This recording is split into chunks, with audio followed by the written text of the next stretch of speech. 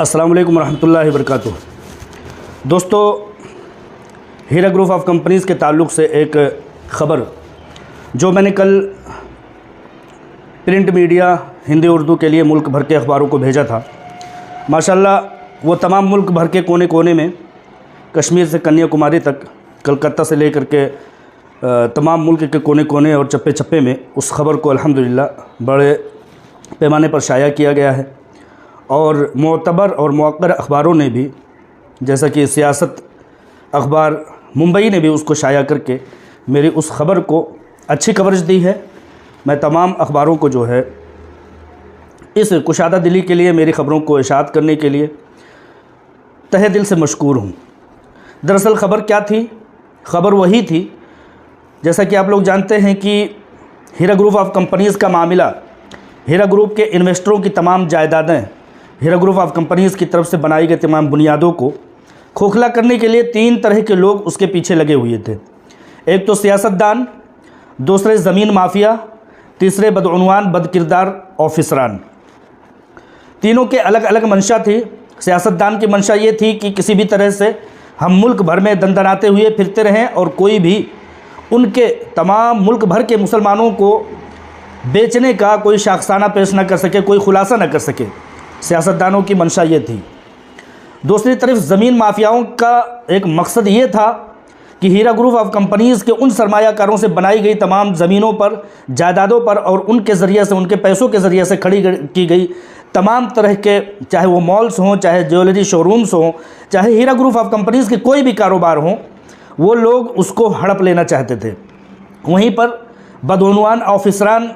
Heera group of companies के ज़रिए से बनाए गए तमाम फ्लैटों, बंगलों और उनकी रहाइश गाहों पर कब्ज़ा कर लेने के लिए मुकम्मल तरीके से चाको चौबंद थे। उन्हीं में से एक, बहुत सारी चीज़ें आप लोगों के सामने वक्तन फ़वक्तन आती रहती हैं। अभी फ़िलहाल मैंने जिस बात को लेकर के आपके सामने आने का मंशा ज़ाहिर किया है वो कुछ इस तरह से है कि जुबली हिल MLA कॉलोनी, वहाँ पर हीरा ज्वेलर्स के नाम से ख़रीदी गई, जहाँ पर कि ज्वेलरीज़ के एक भंडार और रकम और तमाम तरह के पैसे और जवाहरात के वहाँ पर ज़ख़ीरे हुआ करते थे। जब आलमा डॉक्टर नौहरा शेख साहिबा को सख्ती के दिनों में ले जाया गया तो पहले ट्रैफिक पुलिस अहलकार रहने वाला एक ख्वाजा मोइनुद्दीन नामी शख्स, जो अब हैदराबाद और तेलंगाना के वक्फ प्रॉपर्टीज़ के मामलात पर मुंतखब है, वहाँ के सरकारी अहलकारों के ज़रिए से, वहाँ के हुकूमत के ज़रिए से वो तैनात किया गया है। ख्वाजा मोइनुद्दीन नामी शख्स, जिसने कि हीरा ज्वेलर्स के एक बंगले पर, जो कि जुबली हिल पर MLA कॉलोनी में कायम है, उस पर कब्ज़ा किए हुए बैठा हुआ है। लाख तरह की कोशिशें की जा रही हैं। वो ऐसे वक्त पर उसने कब्ज़ा किया जबकि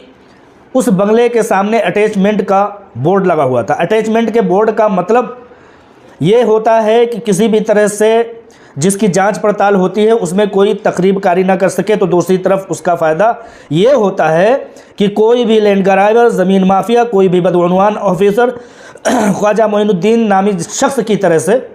उस पर कब्ज़ा ना जमा सके, इसलिए ED के अटैचमेंट लगाए जाते हैं और उसकी जांच पड़ताल की जाती है। लेकिन उस ED के अटैचमेंट के बावजूद भी इस ख्वाजा मोइनुद्दीन नामी ऑफिसर के सर पर किन लोगों का हाथ है कि वो ED के बोर्ड को नज़रअंदाज करते हुए लगे रहने के बावजूद उस घर में, उस बंगले में, हीरा ज्वेलर्स का जो बंगला है, आलमा डॉक्टर नौहरा शेख साहिबा की मातहती में उसको चलाया जा रहा था, ख़रीदा गया था, उसमें वो घुसता है अपने दोस्तों, अपने अकरबा के साथ वहाँ पर घुसता है। वहाँ पर जितने भी पैसे होते हैं, इस वीडियो में मैं आप लोगों को अटैच करके, एडिट करके वो मंजरनामा दिखा दूंगा कि उन्हीं के दोस्तों में से एक शख्स ने उसका वीडियो बनाया जिसमें कि वो लोग पैसों की तकसीम कर रहे हैं उसी बंगले में बैठे हुए। तो इस बात की जानकारी मैंने सबसे पहले honourable prime minister of India को भेजा था। प्राइम मिनिस्टर ऑफ इंडिया ने चीफ सेक्रेटरी ऑफ तेलंगाना को एक लेटर लिख करके इस बात की मालूमात देते हुए कहा था कि इस तरह की एक पिटीशन दायर हुई है, एक दरख्वास्त आई है। दरख्वास्त गुजार ने ये अपील की है कि हीरा ज्वेलर्स के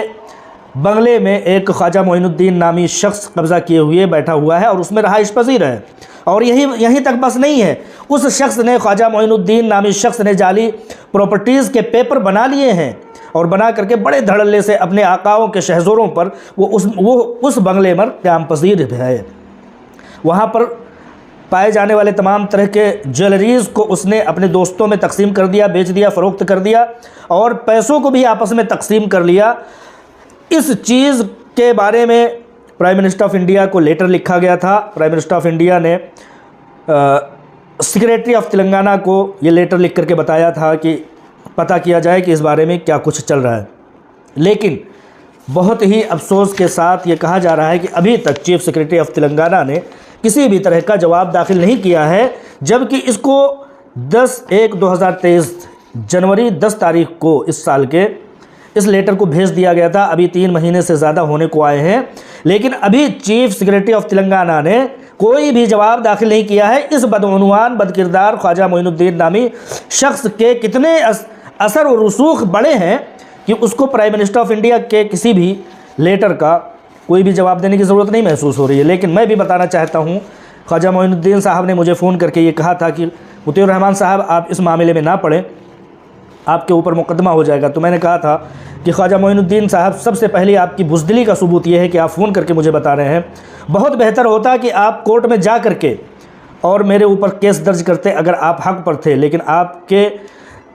आपकी बातों में झूठ है, आपकी बातों में फ़रेब है और आप दगाबाज शख्स हैं, जिसकी वजह से अभी तक आपको हिम्मत नहीं हो सकी है कि आप कोर्ट कचहरी का रास्ता अख्तियार करें। दूसरी जानिब वही लेटर मैंने दूसरे डिपार्टमेंट्स को भी भेजा था, मैंने सेंट्रल ईडी को भी भेजा था और उनको भी इस बारे में, जैसे कि प्राइम मिनिस्टर ऑफ इंडिया को बताया था कि हीरा ज्वेलर्स के नाम से ख़रीदी गई इस प्रॉपर्टी पर ख्वाजा मोइनुद्दीन नामी शख्स कब्ज़ा किए हुए है और इस बारे में जांच करते हुए मुजरिम शख्स को कैफरे किरदार तक पहुंचाया जाए और हीरा ग्रुप ऑफ कंपनीज़ के सरमायाकारों के ज़रिया ख़रीदी गई, सरमायाकारों के पैसों के अमानतों के ज़रिए से ख़रीदी गई इन प्रॉपर्टीज़ को बचाने की मैंने अपील की थी। लिहाजा वित्त मंत्रालय, वज़ीर ख़जाना ने भी लेटर लिखते हुए सचिव अल्पसंख्यक कार्यालय को भी लिखा है, निदेशक प्रवर्तन निदेशालय को भी लिखा है, यानी ईडी को भी लिखा है और मिनिस्ट्री ऑफ माइनॉरिटी को भी लिखा है। और कार्रवाई करते हुए दूसरे लेटर में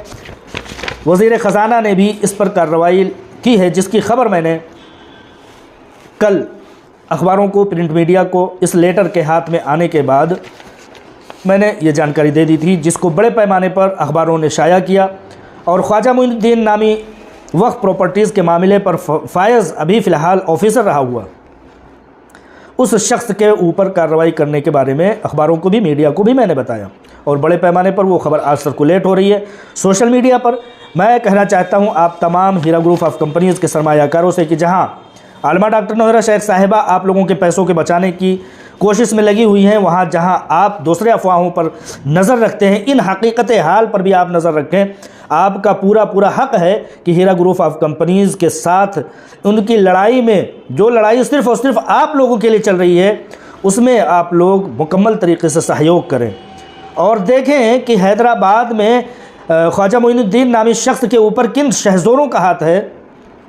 कि उसके ऊपर जब हीरा ग्रुप ऑफ कंपनीज़ की CEO आलमा डॉक्टर नौहरा शेख साहिबा इस बंगले पर जाती हैं और बंगले पर जा करके कब्ज़ा देखती हैं और वहाँ से 100 नंबर कॉल करके और मामला दर्ज कराने की कोशिश करती हैं, तो इस ख्वाजा मोइनुद्दीन नामी शख्स के ऊपर किन नाजायज़ लोगों का हाथ है कि उसके ऊपर 100 नंबर कॉल आने के बाद मुकदमात तक दर्ज नहीं किए जाते हैं। खैर, इनका भी वक्त आएगा, मुकदमात दर्ज हो चुके हैं इनके ऊपर भी, अभी कार्रवाइयाँ दूसरे मराहिल में हैं। लेकिन जब तक हम इस मामले में हीरा ग्रुप ऑफ कंपनीज़ के सरमायाकार इस मामले में हीरा ग्रुप ऑफ कंपनीज़ का साथ देते रहेंगे और ख्वाजा मोइनुद्दीन नामी शख्स और तमाम तरह के ज़मीन माफिया, लैंड ग्राइबर ऑफिसर, बदउनवान ऑफिसर और वहाँ पर बैठे हुए तमाम तरह के